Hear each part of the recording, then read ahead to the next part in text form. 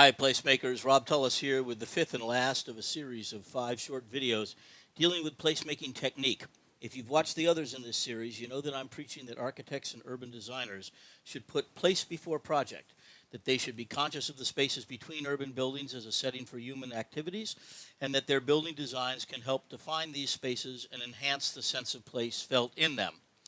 The question I've been addressing in this series is how. How are designers to put place before project in order to help transform space into place? What are some techniques? So in talks 2 and 3, I demonstrated a technique for planning the spaces between urban buildings by looking at precedents as a referential point of departure. In talks 4 and 5, I'm demonstrating a technique for using Mannerism in designing the building facades that define and face city spaces. In Talk 4, I focused on 2 buildings in the University Park at MIT project designed by Coder Kim and Associates, numbers 38 and 64 Sidney Street. In this talk, I'll conclude by focusing on the building next door, number 88 Sidney Street, a 2002 building that I designed while I was at Elkis Manfredi Architects. So let's get into the design of that building's facades now. University Park at MIT was developed by Forest City and sponsored by MIT as an incubator for the computer and biotech businesses started by their faculty and researchers. Coder Kim's master plan, a multiple award winner, extends a street and block pattern through the available land and places interconnected open spaces along a major and minor axis so that the various parks and courtyards read like voids carved from the mass of the surrounding urban fabric. The buildings are intended to shape the spaces between them and not to appear as isolated objects. The master plan's vision is of a dense city precinct, far more urban than similar office park developments planned elsewhere at the time. At the center of the master plan, you see the main park. I've highlighted it in green. The first 2 buildings that we looked at, numbers 38 and 64 Sidney Street, directly face and define the park's east edge and the district's main street. 88 Sidney Street is directly to their south at the southeast corner of the park. This siting is the primary influence on the exterior massing and facade articulation of the building because the park is the distinguishing factor in establishing the building's address. Defining its front door at the corner of the park extends the prestige of this address across the real estate of its entire site, a site that would otherwise be tucked off stage. In the aerial photo, I've outlined in blue a building not yet built in this photo, which now completes the park's enclosure. 88 Sidney Street is at the upper corner of the park, circled in red. At the bottom right, you see the address corner of the building in a view taken from within the park, also circled in red. Another distinctive feature of 88's site is the very slight 4-degree bend in Sidney Street. In the pre-existing street grid, Sidney Street sort of lazily angled from Mass Ave at the north to Pacific Street at the south of the University Park District. The master plan straightened Sidney Street in order to produce purely rectangular lots, concentrating the east-west offset dimension entirely in number 88's lot so that it would match up again with the street to the south. This slight angle also became a generative force in our building's design. Also notice that the western edge of 88's site, Lansdowne Street, is another pre-existing road that's set at about a 20-degree angle off the orthogonal grid because it parallels a train track 1 block further to the east. And finally note that the north side of 88's site abuts Pilgrim Circle, over time transformed into Pilgrim Semicircle to satisfy the need for larger and purer rectilinear floor plates as the tenant mix transformed in the 1990s from the anticipated electronics and computer-oriented business into more laboratory uses brought about by the rise in biotechnology. It's important to remember that all of these U-Park buildings, even those initially occupied 100% by a single corporation as their headquarters, are speculative buildings, intended to be leased over time to various and multiple tenants. And therefore, while they have office and research program requirements, they don't have special internal functions that drive exterior form. So, as I noted, the first step in design was to assure the building a prominent presence and address on the park to maximize the site's value. We did this by creating a full-height glass box element with a distinctive roof shape. It's anchored by a vertical brick tower form that adds a hint of directionality to the glass box, again, towards the park. The developer client insisted that we angle the north face of the glass box slightly, so we chose an angle that corresponds to the plan angle of the bend in Sidney Street, a little inside baseball reference that only the architects will fully appreciate. We were also, later in the design process, able to translate that into the perpendicular angle of the steel structure that supports the level 4 bridge, necessitated when a lease for the entire building was signed with a company that had initially occupied 2 upper floors of the adjacent number 64 Sidney Street. We were consciously trying to pick up on Coder Kim's Mannerist manipulations of the buildings directly to the north, so that we could produce a compositional tension that emphasized solid and spatial relationships between buildings and the park and drew attention to the compositional elements. The building has a typical center core plan, so locating the front door and lobby at the northeast corner to face the park required a diagonal lobby to transition back to the elevators. But this slight space inefficiency was considered to be outweighed by the enhanced value of a park entrance. Directly adjacent to the corner box is the primary facade, our A wall. Paradoxically, it's the smallest wall on the building, but it's the one that fronts the primary street, so it gets prime treatment and pride of place. The corner glass box and the A wall are not thought of as a skin that encloses or calls attention to certain internal functions. Remember, it's all undifferentiated speculative lease space. Instead, they are thought of as elements that face and define public open spaces, and so they are individualized and assume places within a defined urban hierarchy. Our A-wall is the most important wall and contains the most Mannerist manipulations of architectonic forms.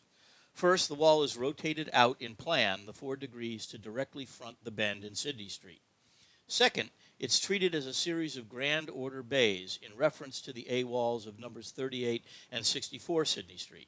But ours is trying to transform from pure piers to something that reads as both pier and wall simultaneously. Next, there's an intentional double reading of the number of bays, a 4-bay iteration on the ground floor and an 8-bay iteration on levels 2, 3, and 4. The ground floor bay widths can be read as, and even function as, storefronts. The center projecting show windows gain prominence in contrast to the recessive flanking windows, which, by the way, are sized to accept future retail doors. The projecting window jambs align vertically with the center mullions of the 8 half bays above. There's a subtle double plane trick being played in the 8 tall bays above. A darker brown brick vertical strip is used at the window jambs on levels 3 and 4, set 4 inches back of the blonde brick. At these floors, they first appear to be a detail associated with the pier edges, but they extend vertically down through the projecting stone and blonde brick belt course and join together in the spandrels under the level 2 windows. So here, they read as a recessed brown brick plane that slipped down behind the primary blonde brick face. The projecting stone belt course is also treated in a Mannerist way, being simply sliced off at the south end of the wall, Play-Doh factory style, to imply that the A-wall is an extruded composition that's been cut to length to fit the site. Also at the south end, it becomes clear that we have treated the A-wall as a plane. We've separated it from the building mass behind it with a 10-foot zone of glass that completes itself as the attic story and relates to the zone established by Coder Kim on the numbers 38 and 64 Sidney Street buildings to the north. Recognizing that this corner forms the gateway to University Park at MIT when approached from the south end of the glass zone also angles out the 4 degrees to form a symmetrical face. Thus, there's another double reading intended. Is the glass zone a filler, the caulking, if you will, between the brick elements on either side of it? Or is it a positive element in and of itself, a bay window that echoes the bay at the extreme north face of number 38 Sidney Street, 3 blocks away? I want it to be both.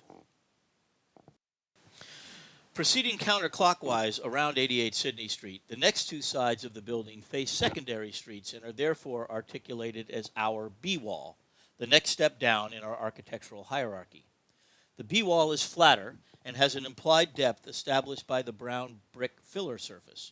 You can see that the projecting stone belt course picks up again after being sliced off at the southwest corner. And you can also see that the bay iteration on this wall is established by recessed vertical steel channels, incised lines, if you will. Again, we're trying to achieve a double reading, wall as plane and wall as a series of individual bays, almost glued side by side with a slight gap between them. Note also that the attic story definition required by the design guidelines is made with a similar finger column as on 38 and 64 Sidney Street. These finger columns visually support an overhanging cornice that cuts the sky with a strong shadow line and reinforces the B-wall's overall horizontality. This horizontality is subtly reinforced below the belt course with rustication stripes of brown brick. But it's the bend in this wall that's having the most fun. As you can see on the site plan, the roughly 20-degree bend from Pacific Street at the south to Lansdowne Street along the east prompted us to think of the B-wall as a longer element that is also bent 20 degrees at the corner. In order to emphasize this bend, we arbitrarily borrowed the bay window designs from our A wall and placed 4 of them along the midpoint of our B wall. This is similar to the move that Coder Kim made in their B wall above the rear entry lobbies. Of course, as you should know by now, this move is driven by urban context, the elevated importance of a corner in the urban grid, and not by internal function. Then we made sure that the bend occurred at an unexpected spot in the window and pier system, halfway into the level 2 windows and a quarter-way into the double-height bay.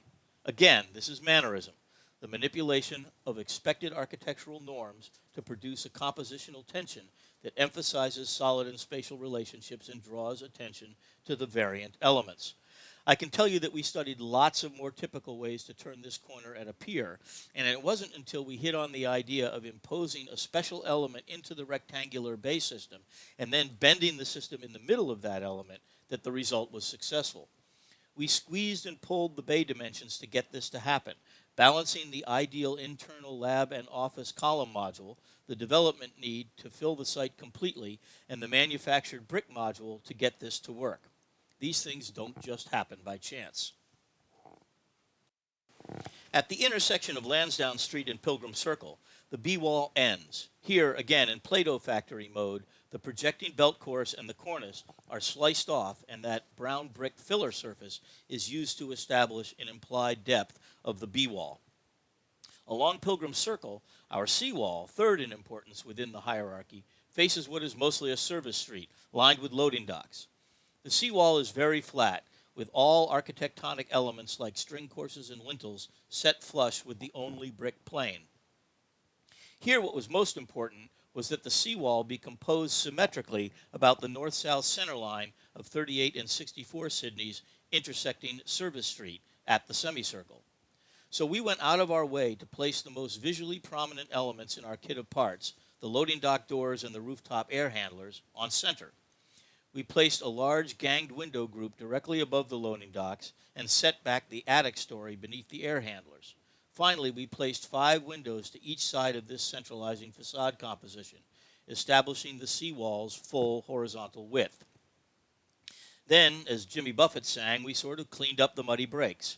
We filled in with a glass and metal bay seen in the foreground of the photo on the upper right, and we established a reveal zone seen in the background of that photo, separating the seawall from the glass entry corner and providing a slot that receives the bridge. Before we leave the corner of Lansdowne and Pilgrim Circle, let me run a block farther north and look back south-southwest to show how our B-wall's cornice relates to the cornice on the adjacent Lansdowne Street building. You can see that this building, already built by the time we started, was part of the inspiration to cap our B-wall with such a projecting cornice, because we realized that it would, in combination with the base middle top facade mandates of the design guidelines, help establish a continuous urban edge to this street and define the container ratio of its cross-section. While the adjacent building continued its cornice all the way around its perimeter, we sliced our B-wall cornice off because its place-based raison d'etre extends only along Lansdowne Street. So I'll end back where I closed Talk 4, at Pilgrim Circle. Looking down the north-south service street, you can see that the bilaterally symmetrical organization of our seawall mates up with the urban grid to compose an urban view that is intentional and helps define the place that it faces, the semicircle. Even though it's only a service street intersection, think of how disappointing it would be to see loading dock doors or a facade composition that's slightly non-aligned because someone put the internal organization of their building ahead of the scenography of the public realm. Oh, wait, you don't have to imagine it, because here are some examples that I walked by in Boston that bug me enough that I feel compelled to photograph them. You can almost hear Homer Simpson saying, "Doh," or for those of you in my generation, you can almost hear Maxwell Smart saying, "Missed it by that much." Thank you.